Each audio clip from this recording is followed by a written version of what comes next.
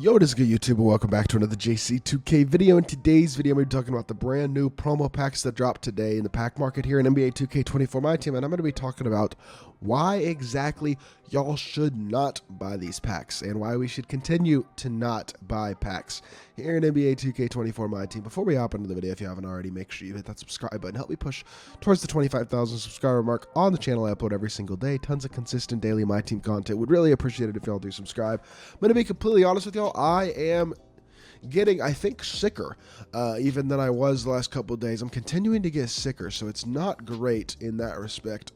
Wondering how much I'm going to be able to upload just in terms of talking over the next couple of days, hoping that I can continue to get out videos at a normal rate. I'm going to try my best to do so today anyway, but we'll see, because definitely I'm not feeling great today, but it is what it is. We're pushing through, trying to get content out, and yeah, let's get to work. Let's talk. So I apologize, my voice is kind of quiet, doesn't sound good, it's hard to understand anything like that. I do apologize, but it is what it is. There is another one of these 45,000 or VC, I should say, promo packs in the market right now. Now, the way that they're promoting this promo pack specifically is by putting all 3 100 overalls in there.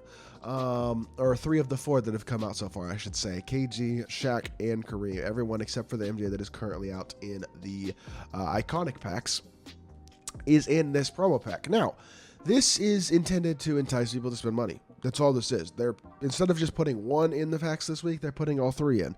Because mentally, to people, this makes it seem like you have a better chance to pull a 100 overall. That is the mental thought process that you would likely get from seeing these all 3 of them in packs instead of just 1 of them. At the same time, I guarantee you the odds are basically exactly the same to actually pull a 100 overall. So just because there are now 3 of them in this pack instead of just 1, your odds of pulling 100 overall, in my opinion, are still quite low. Not to mention, Shaq's release is atrocious, so he's not even all that great, and certainly won't be great in a month or two. KG's amazing, sure, but even he not ridiculously OP, and same thing with Kareem. These cards are not ridiculously overpowered. Certainly not worth spending a bunch of money on. Because the thing is, look at the odds on these packs. You have a 10% chance at a Galaxy Opal, and you have a less than 2% chance at a 100 overall, 77% chance at a pink diamond. So, let's say you open up 10 of these packs, and you get 8 pink diamonds, 2 diamonds, and a Galaxy Opal, because that's about what the odds are that you're going to get. So, that would mean you probably you spend $100 on VC, you open up 10 of these packs, and you maybe get 8 pink diamonds, so those sell for an average of like 40K. I mean, you're probably just basically turning it into, what, 300K MT-ish, somewhere around there would be my guess, in terms of an estimate anyway, in all likelihood.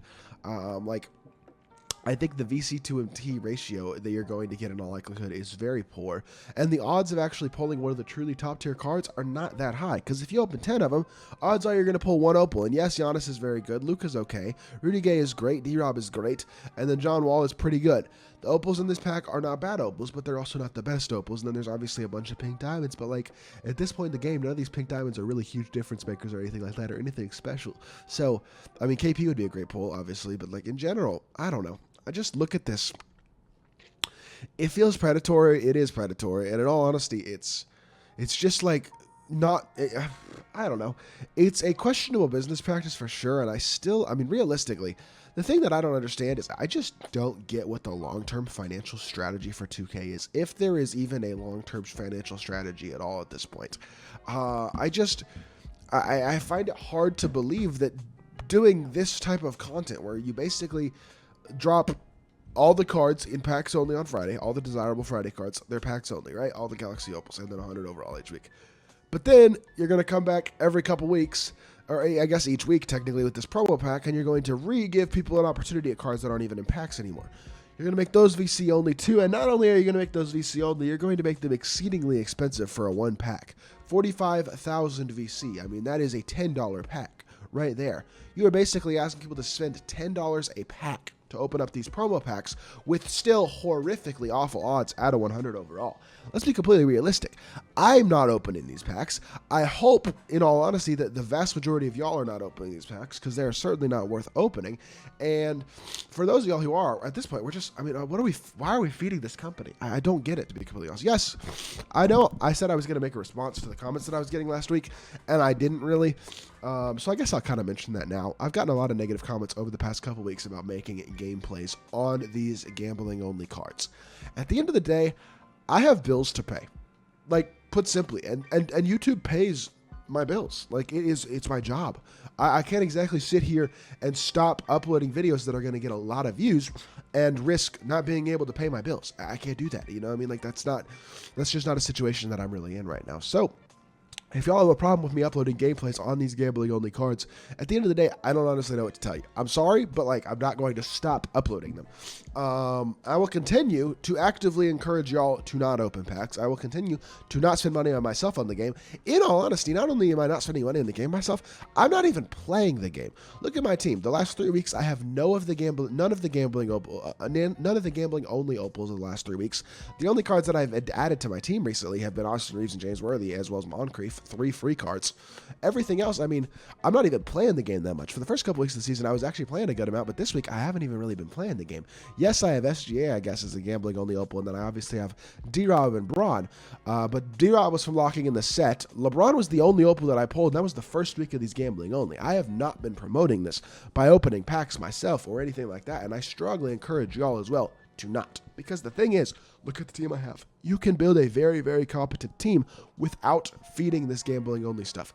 It's bad, it's predatory, and it's bad. I mean, it really is. So let's take out these gambling only opals. Realistically, I mean, let's just sub them in with cards that aren't gambling only opals. For example, I put Kawhi Leonard back up 3 instead of LeBron, and we could take SGA out. We could pretend SGA and D-Rob aren't even here. This 10-man lineup that I have right here between Moncrief, Kobe, Worthy, AD, and KP, and then Reeves, Pippen, Kawhi, Jaren, and Tyson off the bench with Wemby in the last 3. That is a non-gambling only team entirely that is 100% capable of competing online in any given game mode. And this isn't even probably the best non-gambling team you can build.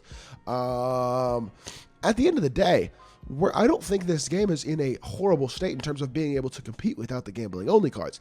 It's just that the gambling-only cards have made such a negative impact in, I think, the way that people are experiencing the game and the way that the accessibility of the game, for sure, obviously. Not being able to access your favorite cards each week is terrible. And it just continues, I think, to push more and more people away from the game, which is really, really sad, because I honestly think, realistically, this is just something that's going to continue happening until this gambling-only stuff stops. And my strategy, if I was one of the decision makers at 2K, would be to try to create the largest and most engaged fan base possible, because at the end of the day, that's the group that is going to spend money. Is if I can engage large portions of the fan base and keep them engaged, keep them wanting to play. So my priority number 1 would be to make the gameplay more fun. The gameplay is not very fun this year. I would be prioritizing making the gameplay more fun.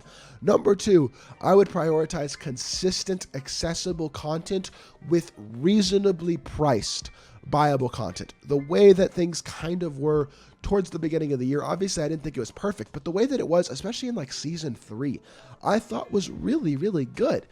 I mean, the game was not exactly free to play, but if you were grinding a ton and really in there grinding the game, being smart with your MT, you could 100% compete, no money spent. And then for people out there who wanted to spend money, you spend $50, $100 a week. You are chilling with your team, and it wasn't even that much required. You spent $50, $100 a month, and you were chilling. But the thing is, if you can build a consistent player base with a lot of people, and you get those lot of people to spend a little bit of money on your game every so often, that is going to be so much more rewarding, I would think, long term, than having a very, very small percentage of the player base that is willing to spend money on your product. And yes, you may have a few whales who are willing to spend a lot of money, but I think those types of guys are going to spend a lot of money regardless. So the thing is, there are ways that they could do this without being so predatory. Put the 100 overalls as pack only. I wouldn't have as big of an issue with that. I wouldn't love it, but you can put those as pack only. People are still going to open packs, but make the Galaxy Opals viable at the play market. Like, there are so many, I think, realistic solutions to what 2K has been doing as of late, and yet we don't see any of those solutions, and it just makes me wonder.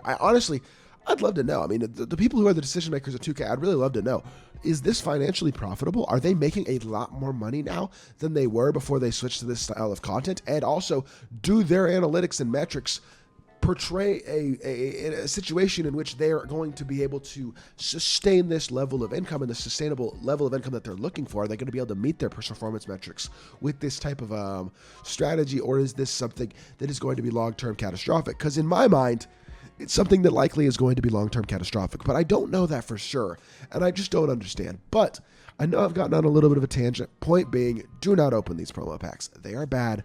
They're entirely not worth opening at all. Your odds are not good, especially for how expensive the pack is, and it is obviously not worth endorsing and supporting this company with your money. Plain and simple. That is the truth. Until this gambling-only stuff stops, there is just no reason to support this company with your money. That is the facts. And if you're not enjoying the game, if you don't feel like you can't compete without the gambling-only cards, you know what? Stop playing it. That's the solution. Because if that happens, there will also be change. And I don't blame y'all if y'all stop playing it. I won't stop playing it and stop making videos on it because it's my job. But it is... There is some catastrophically bad things happening, and I think the only way we're going to see change is if we all together create that change. And yes, I fully agree. I mean, I would agree with y'all. It needs to happen. So I hope we start to see some progress. You know, I never know. We'll see. I'm assuming Friday will also be a pack-only gambling mess, but at some point, hopefully, we'll see some change. We'll see. Regardless, that's going to do it for this video. I hope y'all did enjoy. If you did, make sure you hit that like button, leave a comment, and subscribe. I'll be back with more 2K content very, very soon, and I appreciate y'all. Peace.